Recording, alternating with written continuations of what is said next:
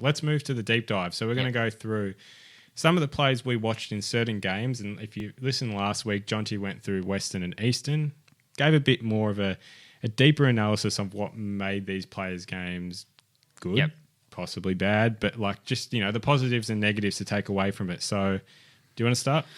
Yeah, I can start. Okay. So I watched Sienna Tallariti third quarter, I think, against Western very closely. And from a stats point of view, it wasn't a standout from her. She was still best on ground on the day, I thought, or certainly up there, but only the three possessions in that quarter. But what was really interesting to watch was her positioning behind the ball. So we know she's a really strong interceptor, and she started at centre half back throughout the quarter. Her direct opponent regularly went up to add an extra number at stoppage for the Jets.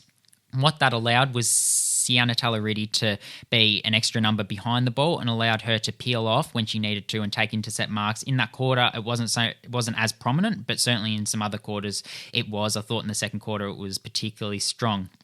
She sits between the first layer of defense and the deeper layer of defense, which allows her to come up when she needs to, but also fall back and provides that extra sureness on the last line if Oakley do get into a little bit of trouble and it does get in deep. So that was something which was noticeable as well. She's very physical at ground level. She was playing against an opponent where she did have a height advantage and a strength advantage, and she was able to exploit that as well. Something else which I was quite interested in watching was there were a couple of times where she actually went to spoil, which was good to see. We know her as that contested marking sort of interceptor across the half back line.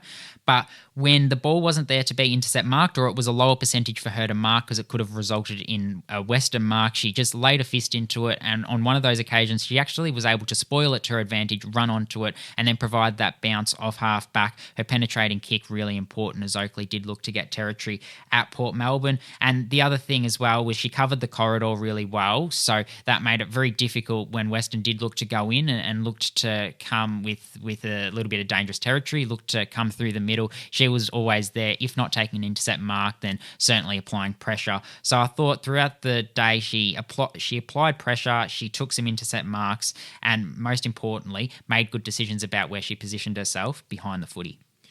I'll go and then you go and I'll go again. But I'll go with my first one, which was Mitch Kirkwood-Scott. So both my players are from the Sandy Sydney boys game on the weekend. And yeah, he started the first half on the half back line, and I thought it was a 70-30 game in terms of positives and negatives. And first thing that takes you is a pressure act play. He'll do all those little things and the team things that make him so valuable on that half back line.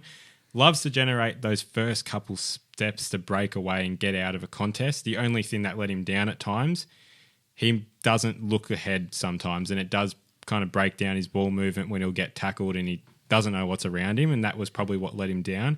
When he was able to move his body towards the corridor, a lot more effective. Understands where the players are kind of going to move through the corridor to aid his transition, and he was terrific in that sense where he was just better able to get a kick away, wasn't panicking about what was coming at him. But yeah, I mean, most his disposals were quite similar, like gets him on the 50 arc and just breaks away from that point. Yep.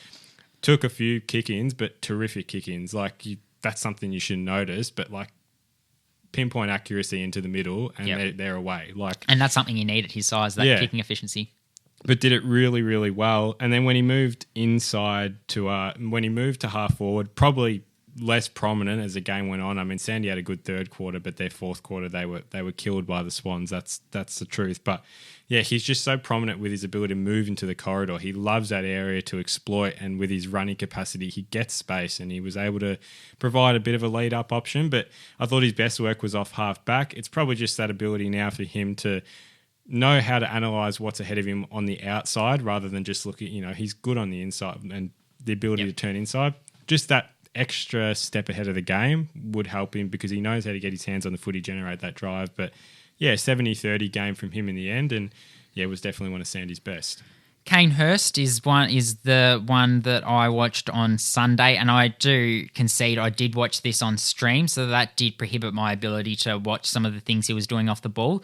But he's worked himself into some really strong form. He played on Lenny Douglas last week, and I thought he did a really solid job for the Dandenong Stingrays. He's really strong overhead, and I think that ability to win so many one-on-ones, which he does have, stems from that strength overhead, yes, but also his ability to outmuscle his direct opponent. And when he isn't able to outmuscle them and he's caught out of position, what he's able to do is close space late and close space really quickly to at least get a fist in there and not get outmarked.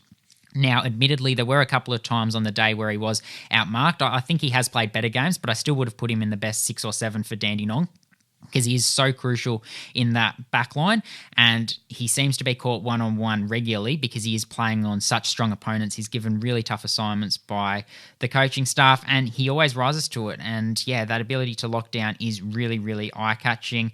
I think the other thing is he reads the cues of the kicker really well. So he's 189 centimetres, and he is the sort of player that needs to be able to take intercept marks if he's going to make it to the next level. And he does that by looking at what the kicker is going to do and then moving to the position where the kick's going to land, moving to the drop zone quicker than his opponent. And that allows him to get his hands on the ball throughout the first month of the season or 5 or 6 weeks of the season. The feature of his game has been that intercept marking, and he showed it again on the weekend, taking 3. He knows when to peel off. He knows when to intercept.